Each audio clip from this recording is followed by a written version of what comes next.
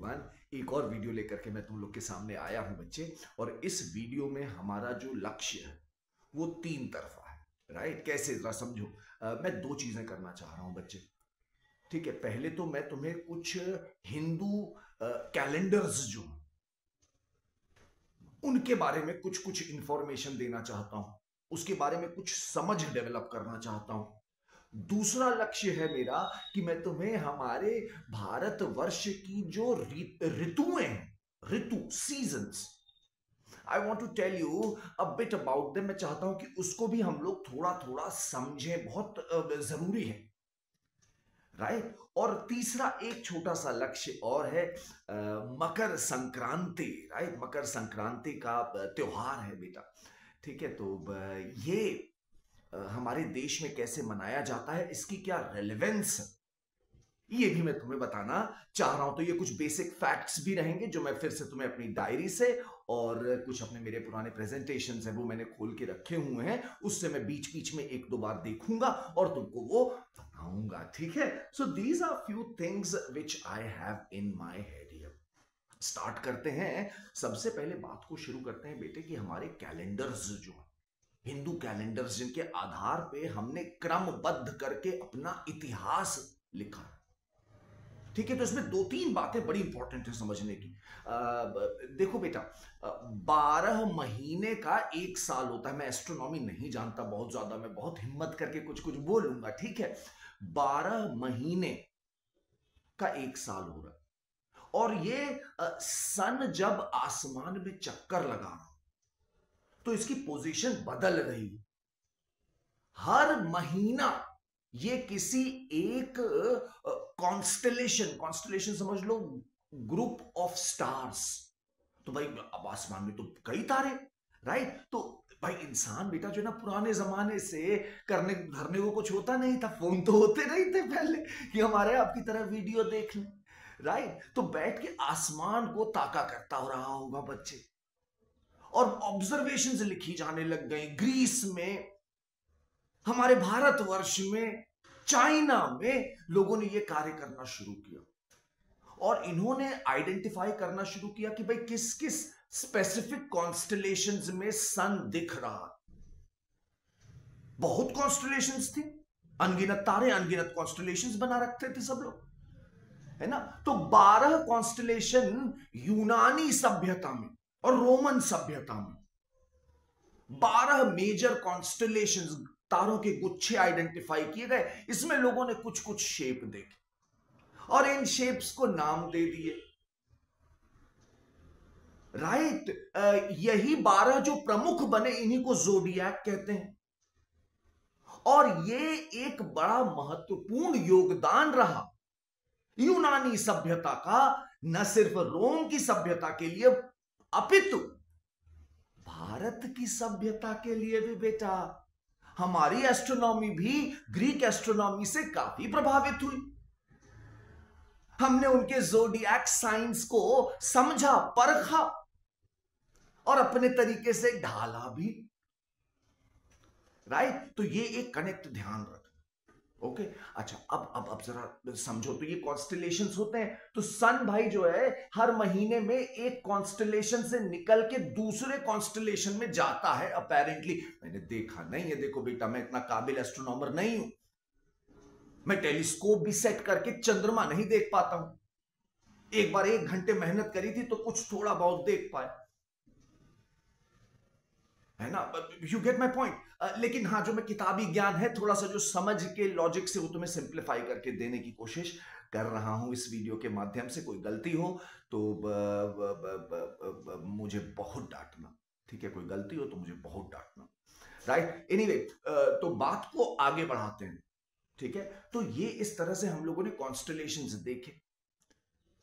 ठीक है, अब बात करते हैं भारतवर्ष में जरा आकर के। हमारे वहां बेटा 2 कैलेंडर हैं जो महत्वपूर्ण हैं। मतलब है तो कई कैलेंडर यार, देखो भारत इतना डाइवर्स कंट्री है यार, है कि नहीं है बताओ? इतने तमाम तरह के लोग हैं, इतने इनके रंग बिरंगे त्योहार हैं और इतनी खूबसूरत खूबसूरत खूबसूरत सबकी सोच है, ज्योग्राफी इतनी अलग है। तो कैलेंडर्स भी कई थे, जैसे बुद्धिस्ट है भाई वो बुद्ध के हिसाब से चलते हैं, जैन है भाई वो जैन के हिसाब से चलते हैं, महावीर के हिसाब से, राइट। तमिल में अलग कैलेंडर है, मलयालम में अलग कैलेंडर, कोई कैलेंडर सोलर है, मतलब वो केवल सन की उसकी पोजीशन के हिसाब से अपने आप को चेंज करता चल रहा है। जैसे ग्रेगोरियन कैलेंडर है, ग्रेगोरियन कैलेंडर जो है ये सोलर कैलेंडर, ये सन के हिसाब से चलता है। जो लूनर रेवोल्यूशन, जो मून की पोजीशनिंग है, उसके आधार पे ये बहुत ज्यादा प्रभावित नहीं होता है, बस 4 साल में एक एक्स्ट्रा डे जोड़ देता है, राइट। तो इसको कहते हैं सोलर कैलेंडर। ऐसे ही देखो तो अच्छा, भारत में अगर तुम देखो तो भारत में प्रमुख तौर पर 2 कैलेंडर हैं जिनका डिस्कशन मैं तुमसे करना चाहूंगा। सबसे नंबर जो 1 पर आता है, जो अब हमारा इस समय भारत सरकार का ऑफिशियल कैलेंडर भी है, इसको कहा जा रहा है शालिवाहन शक संवत, शालिवाहन शक एरा, इसको नाम यही दिया जाता है बेटे, ठीक है। अच्छा, ये करीब करीब समझ लो 78 सीई, 78 सीई से शुरू हो रहा। इसके कई किस्से बताए जाते हैं। पहले तो देखो ये शालिवाहन शब्द क्या है, यही समझना अपने आप में एक बहुत कठिन चैलेंज है ना। शालिवाहन को एक लेजेंडरी किंग बताया जा रहा है। कई स्कॉलर्स का मानना है कि शालिवाहन कहीं ना कहीं पे सतवाहन जो लोग थे उन किंग्स से जुड़ा हुआ है। कौन सा सतवाहन किंग है ये नहीं मालूम, हो सकता है कई सतवाहन राजा हो लेजेंडरी, और उन्हीं के नाम पे ये शालिवाहन इसको बोला जाने लग गया। इसका असल नाम अगर देखोगे तो शक संवत कनिष्क, जो कि एक कुषाण वंश के शासक थे, कुषाण तो एक डायनेस्टी थी ना, तो कनिष्क ऐसा माना जाता था कि 78 सीई में कनिष्क जब राजगद्दी पर बैठे तो वहां से शक संवत की शुरुआत हुई। ऐसा बहुत वर्षों तक माना जाता रहा, ठीक है। लेकिन यार ये बात लोगों को हजम नहीं हो रही थी, क्योंकि वो कुषाण थे, शक थोड़ी थे। और दूसरी बात, जब लोगों ने और जांच पड़ताल की तो अभी पिछले कुछ वर्षों में अब ये आम सहमति बनती जा रही है कि कुषाण का टाइम, कनिष्क का टाइम पीरियड, जो कनिष्क द ग्रेट बताए जाते हैं, जिन्होंने बुद्धिस्ट काउंसिल भी कराई थी चौथी, जहां पे महायान और हीनयान का डाइवर्जन हुआ था, वो कनिष्क, राइट। अश्वघोष जिनके उसमें थे, क्या कहते हैं, कोर्ट में, वो कनिष्क 120 सीई के आसपास गद्दी पे बैठे थे। 78 सीई में वो नहीं थे, उनके कोई बाप दादा रहे हो, समझे मेरी बात। अच्छा, तो अब यहां पे बात समझो कि फिर भैया $1 मिलियन क्वेश्चन ये आता है कि भैया शक एरा 78 सीई शुरू क्यों हो रहा। अब यहां पर एक और मतलब घूम फिराई बात है यार, फिर तुम कहोगे कि यार ये आदमी पढ़ाने आता है कि कंफ्यूज करने आता है। लेकिन एक बात और भी समझो कि जो एक है पुराना शक संवत, पुराना शक संवत है जो बताया जाता है कि 1st मिलेनियम बीसीई में इस्तेमाल होता था, राइट। बट वो अब आउट ऑफ यूज हो चुका है, वो खत्म हो चुका है, ऐसा कहा जा सकता है। खत्म तो कहना गलत हो जाएगा शायद यार, क्योंकि अगर कोई चीज जिसके बारे में लोग पढ़ रहे हैं वो भी कैलेंडर, वो खत्म तो नहीं हो सकता, बट हाँ ये उसका यूज अब नहीं हो रहा है, राइट। ये 1st मिलेनियम बीसीई में ही इसका उदय हो चुका, राइट। लेकिन जो शक संवत, इसे लिखते हैं शक एरा ऑफ 78 सीई, ये माना जाता है कि एक, देखो समझो, एक तुम्हारे, देखो शक समझते हो तुम लोग, शक या स्किडियंस जिन्हें कहते हैं, ये सेंट्रल एशिया से भारत में आए थे। ये तुम्हारी बात हो गई समझ लो पोस्ट मौर्यन एरा की, 1st सेंचुरी बीसीई के आसपास, 2nd सेंचुरी बीसीई में शक लोगों का आगमन हुआ था उत्तर भारत में, और पश्चिम भारत, तो ये शक लोगों ने कई छोटे छोटे किंगडम बनाए, ऐसा हम लोगों को बताया जाता है। इसमें जो है 2-3 किंगडम महत्वपूर्ण बताए जाते हैं। एक मथुरा वाला, और उससे भी ज्यादा महत्वपूर्ण, जो सबसे महत्वपूर्ण है हमारे तुम्हारे लिए, वो है गुजरात के शक, या जिन्हें सही तरीके से लिखते हैं सौराष्ट्र के शक राजा। इन्होंने गुजरात में और भरूच में, है ना, और तुम थोड़ा सा और अगर पढ़ोगे तो जो नासिक और इधर वाला पुणे वाला, ये कोंकण वाला इलाका है, वहां पर इन्होंने कई केव्स बनवाए हैं, बुद्धिस्ट केव्स बनवाए हैं। तो ये शक बड़े कलरफुल लोग हैं भाई, इनके बारे में थोड़ा और हम लोग जानेंगे, मैं भी जानूंगा, आप लोग भी जानिएगा, ठीक है। तो ये शक हम लोग को बताया जाता है बेटा कि शक लोगों ने सौराष्ट्र पे काफी लंबा रूल किया, काफी लंबा रूल किया, मतलब समझ लो 2nd सेंचुरी BCE से लेकर के 400 CE तक, मतलब करीब करीब 500, 550, 600 साल पूरा वेस्टर्न इंडिया इनके कंट्रोल में था बेटा। तो इनको हल्के में ना लीजिएगा प्लीज, राइट। और इनको बाद में चंद्रगुप्त विक्रमादित्य ने हराया, वो भी अपने में बड़ी गजब की कहानी है, बट एनीवे, और उन्होंने अपना टाइटल भी रख लिया था शकारी। चंद्रगुप्त विक्रमादित्य ने जब उन्होंने शक को हराया था, शक पावर को वेस्ट इंडिया से, तो अपना टाइटल ले लिया था शकारी। पर खैर वो अलग था, किसी और दिन की बात है वो। अभी बात करते हैं शक पे आते हैं, ठीक है। तो मैं तुम्हें ये समझा रहा था बेटा कि शक ने काफी लंबा रूल किया, है ना। और ये शक लोग जो थे, इनके 2 वंश राजगद्दी पे बैठे।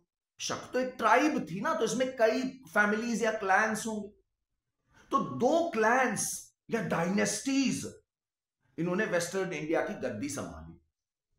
एक नंबर 1 पे जो है बेटा, इसको बोलते हैं क्षहरता, क्षहरता, राइट। ये तुम्हारा जो है क्षत्रपा शब्द, अगर तुम लोग सैट्रैप वर्ड तुमने कहीं सुना होगा तो उससे भी लिंक करके सोचना इस विषय में, है ना। ये उधर कहीं से ही लिंक हुआ आया है, right. Any which way, the point which I am trying to tell you here is कि क्षहरता वंश में सबसे पहले के लोगों ने सबसे पहले यहां पे सौराष्ट्र पे रूल किया। इसी में से एक बहुत बड़े किंग है नहापना, जिन्होंने बुद्धिस्ट केव्स बनवाए। इनके इंस्क्रिप्शंस हमें मिलते हैं, इनके हमें कॉइन्स मिलते हैं। खूबसूरत व्यक्तित्व के स्वामी थे, ऐसा पता चलता है। इनका नाम नहापना, मैं गलत बोल रहा हूं, अंग्रेजी की वजह से ये आदत हो गई है। इनका सही नाम का जो प्रोनाउंसिएशन है वो होगा नहपान, नहपान, माफी चाहूंगा। तो नहपान जो है, इन्होंने रूल किया। एनीवे, यहां पर बेटा देखो हिस्ट्री है, आगे बढ़ती ही है, कहानी है, आगे बढ़ेगी ही बढ़ेगी, राइट। अधूरी छूट जाए अलग बात है, बट आगे जरूर बढ़ेगी, राइट। तो the point which I am trying to tell you here is कि ये जो क्षहरता डायनेस्टी, राइट, ये खत्म हो गई 78 CE में। एक चष्टान नाम के व्यक्ति ने, चष्टान नाम के व्यक्ति ने करदमक वंश की शुरुआत करी। ये शक ट्राइब के ही थे। 78 CE में चष्टन नाम के व्यक्ति ने करदमक वंश की जब शुरुआत करी, तो इस पॉइंट को शक संवत की शुरुआत माना जा रहा है, और यही हमारा ऑफिशियल कैलेंडर है। यही चष्टान थे, इन्हीं के पोते हैं कौन?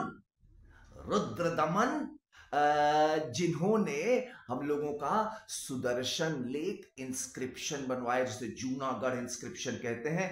जरूर जानिएगा उसके बारे में, हमारे इतिहास की एक बड़ी कलरफुल चीज है वो भी। In fact it is known as the first long inscription in Sanskrit.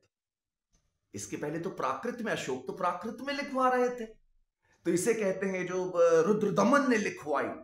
Rudradaman चष्टान के पोते हैं, 130 के आसपास ये आते हैं और इन्होंने जो है ये जूनागढ़ की इंस्क्रिप्शन लिखवाई है प्योर संस्कृत में। एंड वेरी इंटरेस्टिंग, बहुत अच्छी इंस्क्रिप्शन है, जरूर पढ़िएगा उसको और जानिएगा। उसमें प्रीलिम्स में अक्सर क्वेश्चन ये लोग घुमा फिरा करके पूछ लेते हैं। दूसरा कैलेंडर जो अपने लिए, अच्छा ये तुम्हारा जो है क्या कहते हैं, ये वाला कैलेंडर है, सॉरी क्या कहते हैं, शक कैलेंडर। ये तुम्हारा डेक्कन में काफी प्रसिद्ध है, दक्कन में ये काफी प्रसिद्ध है। दक्कन का जो रीजन है हमारा, वहां पे ये काफी पॉपुलर था। ठीक है, अच्छा एक और कैलेंडर जो मैं तुम्हें जिसके बारे में कुछ चीजें और बताऊंगा क्योंकि ये भी जरूरी है, इसे कहते हैं विक्रम कैलेंडर या विक्रमी एरा, विक्रम संवत। ये 57 या 56 BCE के आसपास शुरू हो रहा है। बात समझ रहे हो ना, मतलब ये क्रिश्चियन कैलेंडर के 57 या 56 साल पहले से शुरू हो जा रहा है। मैं 57 या 56 इसलिए बोल रहा हूं क्योंकि कुछ महीने में 56 होता है, कुछ महीने में 57 हो जाता है, इसलिए इसको ऐसे करके लिखा जाता है। ये है तुम्हारा विक्रम एरा। ये तुम्हें जान के शायद हैरानी हो कि ये नेपाल का राष्ट्रीय कैलेंडर है। उत्तर और मध्य भारत में ये काफी पॉपुलर था एक समय में। इसकी भी ओरिजिन स्टोरीज बहुतायत में है, इसकी भी ओरिजिन स्टोरीज बहुतायत में है बच्चों, राइट। लेकिन जो हमें इसका अभी सबसे ज्यादा जो स्कॉलर्स जिसको एक्सेप्ट कर रहे हैं, एक्सेप्ट नहीं कर रहे हैं इन द सेंस ये सबसे ज्यादा पॉपुलर है, मुझे ये कहना चाहिए। ये करीब 9th सेंचुरी सीई में, 9th सेंचुरी सीई में ये स्टोरी सबसे पहले लिखी मिल रही है। इसको कहते हैं कलक आचार्य कथानक। एक किताब है कलक आचार्य कथानक, एक कोई जैन मंक द्वारा लिखी गई है। इसमें कलक आचार्य, इनको लेजेंडरी बोला जा रहा है ना। ये भी कहा जा रहा है कि ये 3-4 कलक आचार्यों की कहानियां हैं और इसमें जो है एक कहानी मिल रही है जो हमको बता रही है कि ये कैसे शुरू हुआ। वो बस कहानी मैं तुम्हें बता रहा हूं, उसकी हिस्टोरिकल एक्यूरेसी डाइसी, मैं बस इतना कह सकता हूं, डाइसी, राइट। तो ये स्टोरी क्या है जरा सुनो, मजेदार स्टोरी है भाई ये भी। तो हमें बताया जा रहा है कि कलक आचार्य एक जैन मंक थे और इनकी एक बहन थी जिनका नाम था सरस्वती, वो भी एक जैन भिक्षुणी थी। उस समय उज्जैन में एक राजा थे जिनका नाम है गंधर्व सेन, और ये गंधर्व सेन दौड़ के जाते हैं और ये सरस्वती को अबडक्ट कर लेते हैं, अपहरण कर लेते हैं उसका। और कलक आचार्य इज फ्यूरियस। तो कलक आचार्य क्या कदम उठाते हैं भाई? कलक आचार्य जाते हैं ईरान और अफगानिस्तान के क्षेत्र में जिसको बोला जा रहा है सिस्तान, राइट। तो सिस्तान में जाकर के वहां के शक राजा को न्योता देते हैं कि आप उज्जैन पर आक्रमण करिए, और कन्विंस भी करते हैं अपेरेंटली। वो शक राजा उज्जैन पर आक्रमण करता है और गंधर्व सेन को पराजित कर देता है, सरस्वती को बचा लिया जाता है, सेव किया जाता है, और गंधर्व सेन को हरा करके फिर इनको जो है एग्जाइल में डाल दिया जाता है। गंधर्व सेन एक जंगल से जा रहे होते हैं अपने परिवार के साथ, इनको एक शेर मार डालता है। इनका छोटा बेटा होता है जिसका नाम है विक्रमादित्य। ये एक लेजेंडरी किंग बताए जा रहे हैं बच्चों, इनका नाम है विक्रमादित्य, ठीक है, विक्रमादित्य ऑफ उज्जैन। मतलब इनकी भी हिस्टोरिसिटी थोड़ा सा अब ये है कि इस नाम से इतने सारे मिल जा रहे हैं ना कि किसी को रिलेट करना किसी एक एरा से थोड़ा मुश्किल प्रतीत होता होगा शायद। मैंने एक्चुअल सोर्सेज नहीं देखे हैं इनके संस्कृत के, तो मैं बहुत ज्यादा कमेंट करने की पोजीशन में शायद नहीं। प्रतिष्ठान, ये सतवाहनों की वो बताई जाती थी एक कैपिटल, राइट। प्रतिष्ठान की तरफ से ये रूल करना शुरू करते हैं और ऐसा बताया जाता है कि 57 BCE में ये शक को उज्जैन से जो मध्य प्रदेश में उज्जैन वाला इलाका है वहां से भगा देते हैं, ड्रोव अवे कर देते हैं। ठीक है, जब भगा देते हैं तो यहीं से फिर ये शुरू कर देते हैं विक्रमी era. Right, you get my point. तो ये दो हम लोगों को स्टोरीज थोड़ा थोड़ा ध्यान रखनी है। अगर इसका थोड़ा सेंस बनेगा तो इसको लिखने की भी प्रैक्टिस करो, है ना। तो ऐसे छोटे छोटे नगेट्स जो तुम्हें इंटरेस्टिंग लग रहे हो ना, इनको लिखने की प्रैक्टिस करो। अगर तुमने ये एक्सप्रेस भी कर लिया तो आई थिंक तुमको सिविल सर्विसेज की परीक्षाएं निकालने से कोई रोक नहीं पाएगा। उसको एक्सप्रेस करना रिटन फॉर्म में थोड़ा जरूरी है, चाहे एस्से में करना पड़े या क्वेश्चन में किसी फॉर्म में अगर तुम थोड़ा सा रिलेट कर पाओ मे बी, बट एसेज में तो डेफिनेटली कर सकते हो। राइट, तो थोड़ा सा कहीं कहीं पर जो चीज तुम्हें अच्छी लग रही हो ना, समझ में आ रही हो, उसको लिखने की भी प्रैक्टिस कर सकते हो एक बार। राइट, अच्छा, तो ये तो बात बनी हमारी थोड़ी सी हिंदू कैलेंडर्स की। इनको पंचांग भी बोलते हैं ना भाई, इनको पंचांग भी तो कहते हैं। ये भी एक शब्द है जो अक्सर आता रहता है सामने। ठीक है, अब मैं थोड़ी सी बात तुम लोग के सामने करना चाहता हूं ऋतुओं की। इनकी भी कुछ समझ में आपको देना चाहूंगा, क्योंकि देखो यार, इसके दो तीन कारण मुझे दिख रहे हैं। एक तो ये कि देखो आजकल हम लोग हिंदी और हिंदू कल्चर को, संस्कृति को समझने की थोड़ी ज्यादा कोशिश भी कर रहे हैं। राइट, तुम लोगों ने भी नोटिस शायद ये किया हो कि हम लोग थोड़ा सा इन चीजों पे ज्यादा फोकस करें, तो एक उस नजरिए से चाहो तो थोड़ा सा देख सकते हो। दूसरी बात, अगर तुम्हें हिंदी लिटरेचर समझनी है, खासकर जैसे जिस तरह से लिखी जा रही थी प्रेमचंद के टाइम पर, राइट, इस तरह के बड़े नामों को अगर थोड़ा सा अप्रिशिएट करना है, तो मैंने अक्सर देखा कि इनके वर्क्स में सीजन्स को बहुत अच्छे से डिपिक्ट किया जाता।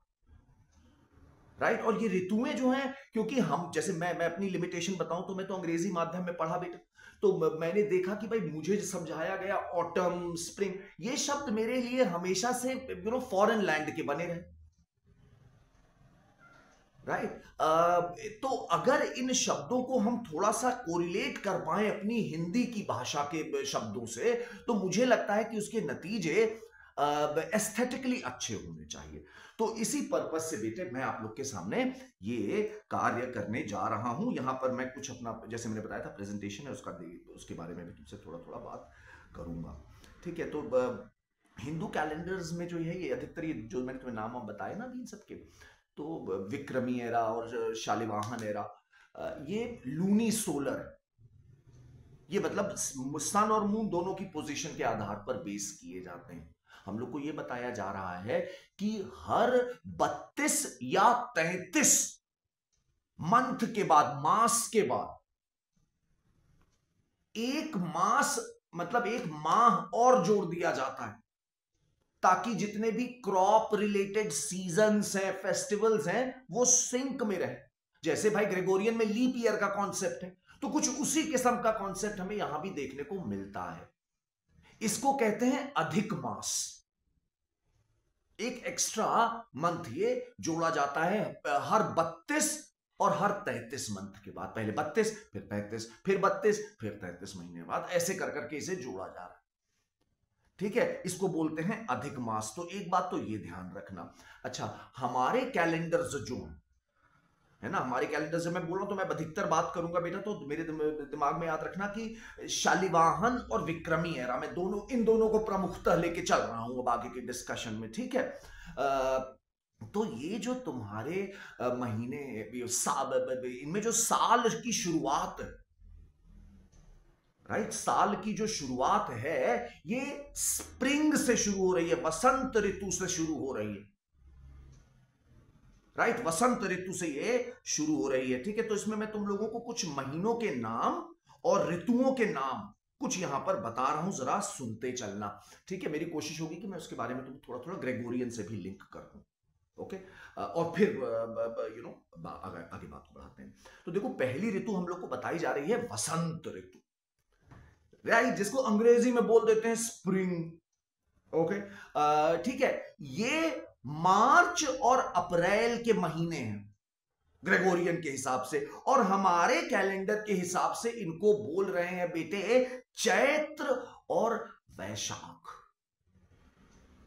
चैत्र के महीने से, चैत्र, अच्छा देखो, जो हमारा मंथ है उसका एक डिवीजन और समझो, इसके पहले 15 दिनों को बोल रहे हैं शुक्ल पक्ष,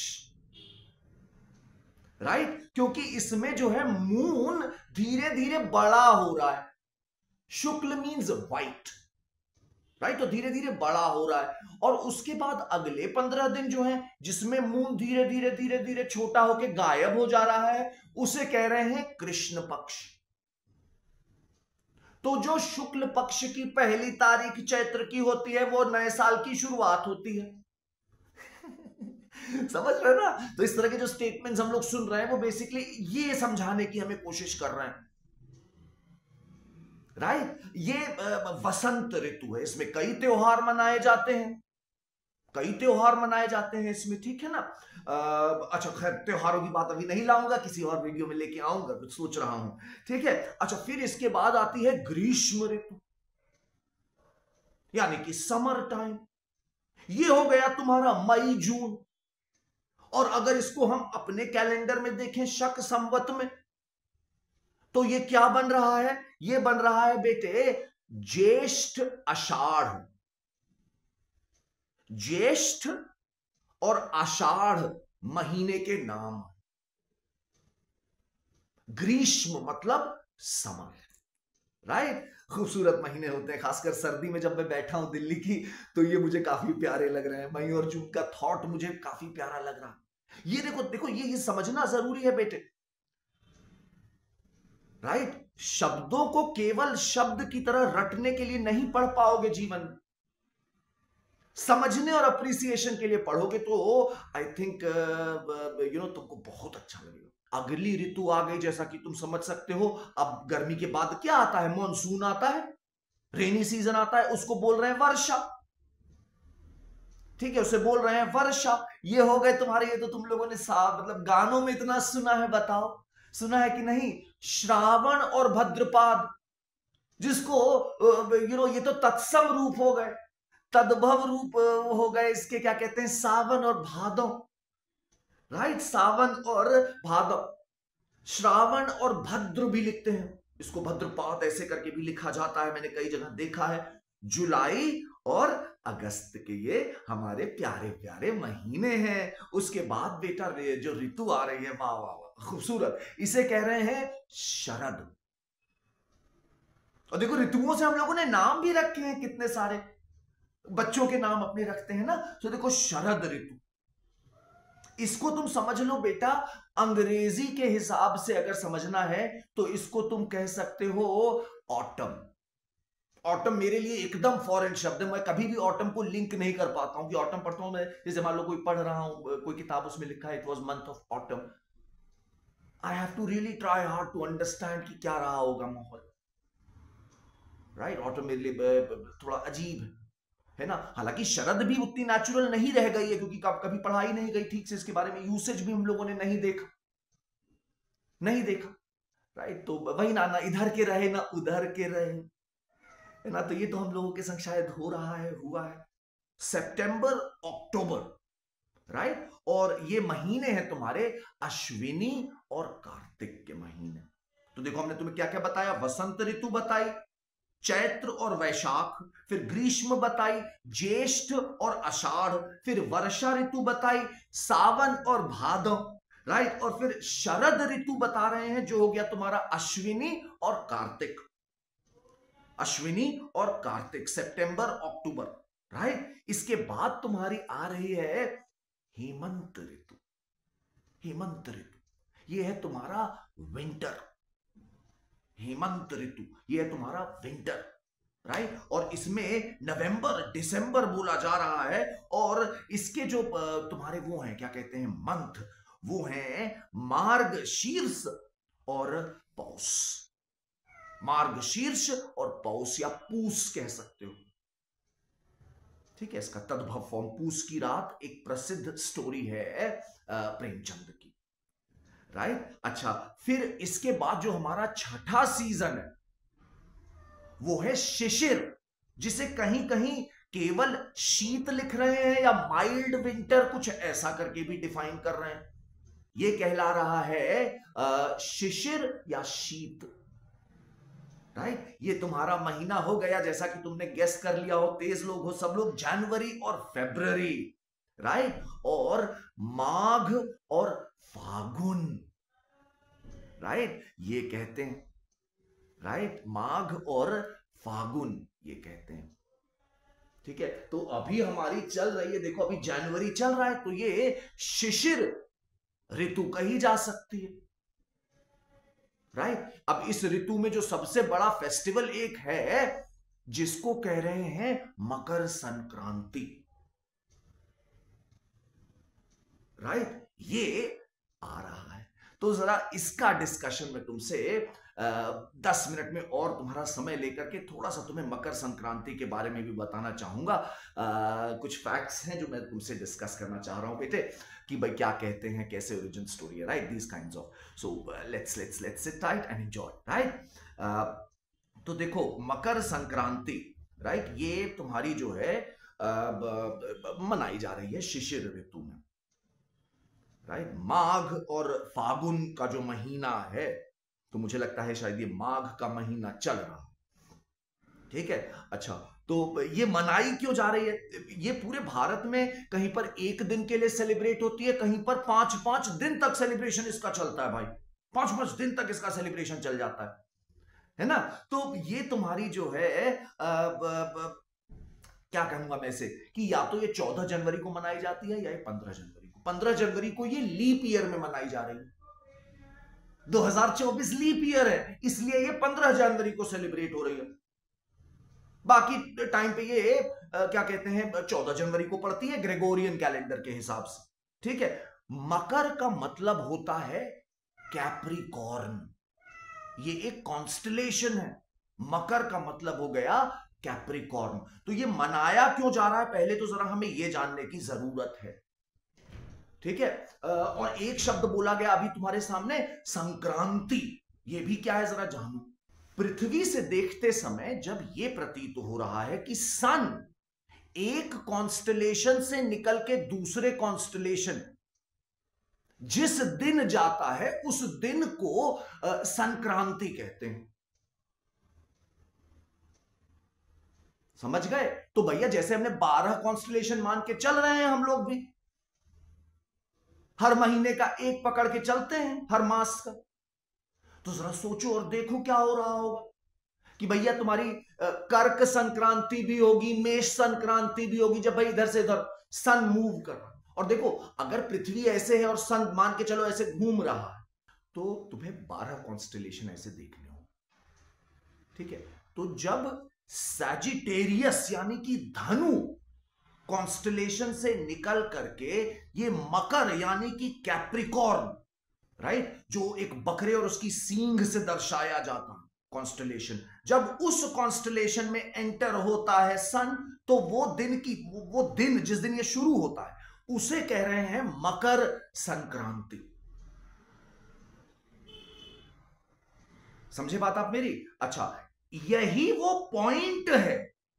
देखो जब पृथ्वी को बीच में इमेजिन कर रहे हो, सन को उसके चारों घूमता हुआ कर रहे हो, तो देखो सन ऐसे घूमते घूमते आएगा और एक पॉइंट है जहां पर वो अब ऊपर उठना लगेगा। अभी तक तो ऐसे नीचे नीचे नीचे आया आधा, अब यहां से वो ऊपर जाना शुरू कर रहा है। अब 6 महीने तक वो ऊपर जाएगा और 6 महीने तक वो नीचे आएगा जब आप पृथ्वी से देख रहे हैं उसे। तो ये जो 6 महीने का पीरियड है जब ये ऊपर आता हुआ प्रतीत हो रहा है सन स्काई में, उसको बोलते हैं उत्तरायण।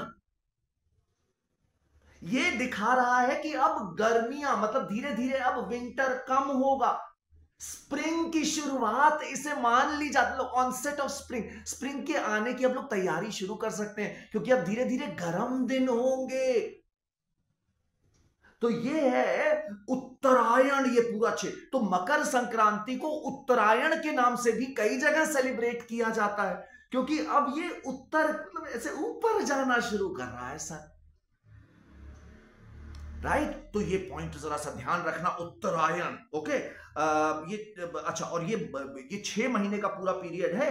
ये जब मकर में घुसता है सन, मकर कॉन्स्टलेशन में घुसता नहीं है, मतलब उससे उसके पास दिखता है हमें, तो मकर से शुरू हो करके ये जाती है तुम्हारे 6 महीने तक, यानी 14 जुलाई को जिस दिन पड़ता है तुम्हारा कर्क संक्रांति,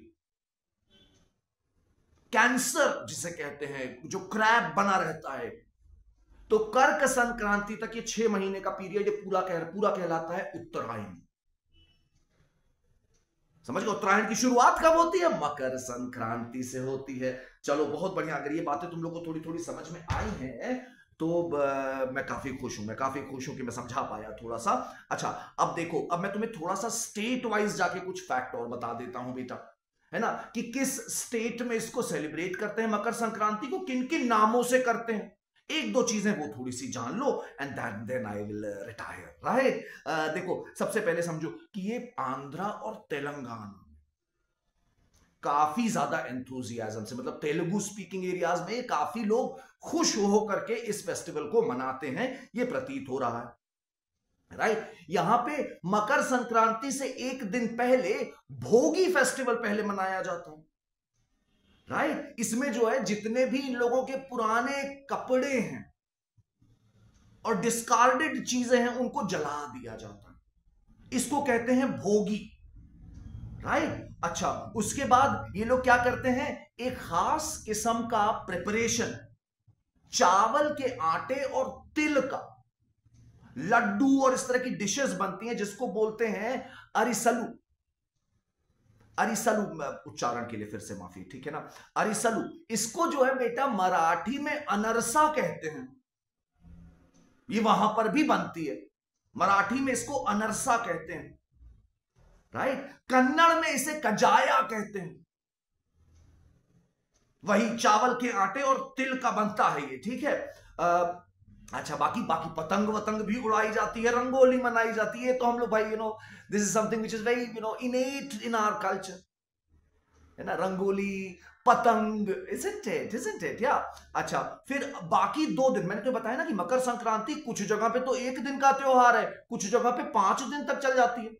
तेलंगाना में 3 दिन का फेस्टिवल होता है। पहले दिन को बोल दिया भोगी, राइट। दूसरे दिन को कह रहे हैं कनुमा एंड मुक्कनुमा, कनुमा एंड मुक्कनुमा। यहां पे लोग जो है दे फीड एनिमल्स, जानवरों को, खासतौर पे गाय को खाना खिलाने का बहुत बड़ा एक ट्रेडिशन आता रहा है। फार्मर्स इसको सेलिब्रेट करते हैं, अपने कैटल्स को, and as I told you specially cows. अभी मैं न्यूज़पेपर में देख रहा था कि हमारे प्राइम मिनिस्टर भी मकर संक्रांति में ही was feeding the cows, right. तो ये 3 दिनों का फेस्टिवल है और इसमें ये सारे ट्रेडिशंस जो हैं हम लोगों को देखने को मिलते हैं। इसके बाद हम लोग थोड़ा सा आगे बढ़ते हैं तो बिहार और झारखंड में, राइट, ये 2 दिन के लिए मनाया जाता है, राइट, 2 दिन के लिए मनाया जाता है बिहार और झारखंड, और मुझे लगता है शायद ईस्टर्न यूपी में भी थोड़ा थोड़ा ये मनाया जाता है, राइट। इसमें लोग पहले नहाते हैं, स्नान करते हैं, होली डिप लेते हैं, राइट। और उसके बाद ये जो है क्या कहते हैं, खिचड़ी खाते हैं। इस त्योहार को खिचड़ी के नाम से भी काफी माना जाता है और कहा जाता है कि इस दिन खिचड़ी और खिचड़ी के 4 यार जरूर खाए जाने चाहिए। भाई क्या क्या होते हैं, है ना, दही, पापड़, घी और अचार। खिचड़ी के हैं 4 यार, दही, पापड़, घी और अचार, राइट। तो इस तरह से खिचड़ी फेस्टिवल के नाम से बिहार और झारखंड में काफी फेमस है ना। तो अच्छा, उसके बाद देखो कर्नाटका में जब हम चलते हैं तो वहां पे संक्रांति को का नाम जो है इस फेस्टिवल का, उसको सुग्गी के नाम से जानते हैं। किस नाम से जानते हैं? सुग्गी के नाम से जानते हैं, राइट। यहां पे ये लोग क्या करते हैं कि इनका एक रिचुअल होता है जिसको बोल रहे हैं एलू बिरोदू। एलू बिरोदू, इसमें क्या होता है बेटा, जितनी भी आपके घर की महिलाएं हैं, शादीशुदा या कंवारी, वो सब लोग तैयार होते हैं अच्छे से, get dressed up, decked up, और उसके बाद डेलिकेसीज हाथ में लेकर के, बना करके, घर में बना करके अपने आसपास, आस पड़ोस, relatives, we distribute it among all, right. और बाकी काउज को बहुत सजाते हैं, काउज को बहुत ज्यादा डेकोरेट करने का भी एक यहां पर हम लोग रिचुअल देख रहे हैं, ठीक है। और खाने पीने के काफी अच्छे अच्छे सामान बनते ही होंगे, ये तो तुम जान ही सकते हो, राइट। केरला में, केरला में ये भी एक बहुत इंटरेस्टिंग चीज मुझे पता चली और मैं चाहूंगा कि तुम लोग ध्यान रखो। सबरीमाला मंदिर, सबरीमाला मंदिर जो कि लॉर्ड अयप्पा का टेंपल है कि नहीं है भाई? लॉर्ड अयप्पा का ये टेंपल बताया जाता है, जो केरला में बहुत पॉपुलर है, इनके बारे में काफी न्यूज भी बनती ही रहती है। और ये लॉर्ड अयप्पा जो है, इनको बताया जा रहा है कि ये पार्वती जी के सौतेले बेटे हैं, स्टेप सन है। How so? ऐसे कि बहुत गजब की स्टोरी है यार कि भाई जब विष्णु जी ने मोहिनी का अवतार लिया, राइट, तो उस समय मोहिनी और शिव के एक बालक हुआ जिसका पार्वती को नहीं मालूम। और वही नाम है lord Ayyappa. So he is worshipped as son of Vishnu, son of Mohini and Shiva. How fascinating, how fascinating. तो ये लॉर्ड अयप्पा का मंदिर है सबरीमाला, राइट। वहां पर एक ऐसा लेजेंड है कि मकर ज्योति दिखती है टेंपल के ऊपर। हिल है वहां पर एक, और हिल के ऊपर एक हिल का नाम बताया जाता है पोनम बलामेदु हिल्स, पोनम बलामेदु हिल्स। तो इसके ऊपर, यहीं पर सबरीमाला मंदिर, और इसके ऊपर जो है बेटा हम लोगों को मकर ज्योति दिखती है, और ये मकर ज्योति की अपीयरेंस सेलिब्रेट करी जाती है, राइट। ये पेरियार टाइगर रिजर्व के अंदर ये पूरा सबरीमाला मंदिर है, ये भी ध्यान रखने योग्य एक बात है जो याद रखना, ठीक है। ये महाराष्ट्र में संक्रांति 3 दिन तक मनाई जाती है। यहां पर भी भोगी के नाम से पहला दिन सेलिब्रेट होता है। तेलुगु, महाराष्ट्र, कन्नड़, इनके जो है ना काफी बाउंड्री रीजन्स भी हैं, तो वहां पे काफी सिमिलर ट्रेडिशंस भी हम लोग एक्सपेक्ट कर सकते हैं एट टाइम्स, राइट। तो संक्रांति जो है यहाँ महाराष्ट्र में भी 3 दिन के लिए मनाई जाती है। पहले दिन को बोल रहे हैं भोगी, दूसरे को बोल रहे हैं मकर संक्रांति, और तीसरे को कहते हैं किन क्रांति, राइट। पूरन पोली और तिल के लड्डू बनाए जाने का यहां पर भी एक अच्छा खासा हम लोगों को पता चलता है, राइट। और ये जो पूरन पोली, मैंने अभी तुम्हारे सामने ये नाम लिया बेटे, ये जो है क्या कहते हैं, एक बहुत प्रसिद्ध डिश है, right, puran poli. It's a very famous sweet dish in Deccan region, और इसको जो है तुम्हें इसकी बड़ी प्राचीन किताबों में अलग अलग नाम से इसकी रेसिपी मिलती। अच्छा, अगर हम लोग तमिलनाडु का डिस्कशन करें, तमिलनाडु में, तो तमिलनाडु में भी संक्रांति जो है काफी महत्वपूर्ण फेस्टिवल है। यहां पर इसे बोल रहे हैं पोंगल, या थाई पोंगल कह रहे हैं, राइट। ये जो है तुम्हारा पोंगल के नाम से यहां पे सेलिब्रेट हो रहा है। Okay okay okay. ये 4 दिनों के लिए मनाया जाता है। यहां पर पोंगल को अगर जरा देखोगे ना, तो पोंगल की सेलिब्रेशन 4 दिनों तक चलती है, राइट। और ये पोंगल बेसिकली एक डिश है। पोंगल जो है ये एक डिश है जो तमिलनाडु में खाया जाता है। पहले दिन को कह रहे हैं Bhogi Pandigal, Bhogi Pandigal, this is where when they create a bonfire. फिर कह रहे हैं थाई पोंगल, थाई बेसिकली तमिल कैलेंडर का पहला महीना है, राइट। थाई पोंगल कह रहे हैं, राइट। इसमें जो है पोंगल जो डिश बनाते हैं वो सूर्य देव को खिलाते हैं, सूर्य देव को चढ़ाया जाता है, राइट। उसके बाद अगला दिन कहलाता है माट्टू पोंगल, इस दिन कैटल की वर्शिप होती है। और फाइनली आखिरी दिन को कहते हैं कन्नूम, इस दिन लोग अपने रिलेटिव्स को, अपने फ्रेंड्स को विजिट करते हैं, सबको थैंक यू बोलते हैं, राइट। इसको जो है क्या कहते हैं, गुजरात में उत्तरायण के नाम से सेलिब्रेट किया जाता है, और बहुत बड़ा एक काइट फेस्टिवल होता है, यह भी ध्यान रखने वाली बात है, ठीक है। और yes, I think this is it. मैं इतना ही कहना चाहूंगा तुम लोगों से। ये कुछ फैक्ट्स थे और कुछ पहले की बातें। ध्यान रखना। I will see you around. Okay.